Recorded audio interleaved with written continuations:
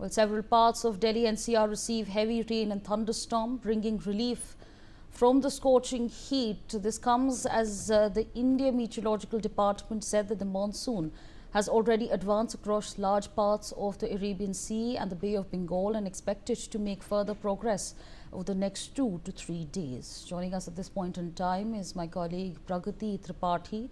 We're also being joined by my colleague Manohar Kesari, who's with us. But let me start with Pragati. Pragati, where exactly are you at this point in time and what exactly is the situation looking like?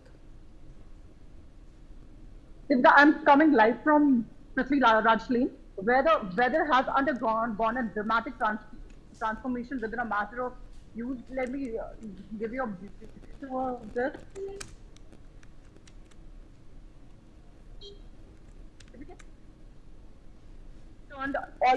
Turned almost a pitch dark with dense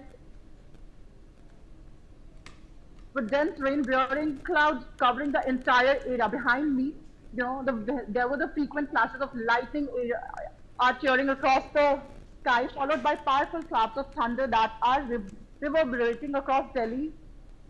Strong winds are sweeping through the Prithvi Raj Lane. Yes. Bending trees and reducing visibility as rain continues to lash several parts of Delhi NCR. Traffic movement has slowed considerably and commuters are scrambling for cover as sudden spell of stormy weather catches many off ground. Well, of course, if I tell you that, according to the India Meteorological Department, Delhi is likely to witness thunderstorm accompanied by lightning, moderate rainfall, and gusty winds reaching speed of 40 to 50 kilometers per hour, with gusts potentially touching 60 kilometers per hour in isolated areas. What is particularly striking at this moment is the speed force of the thunderstorm. Every few minutes, another burst of lightning lights up in the darkened sky, reminding residents to stay to stay indoors and avoid open spaces.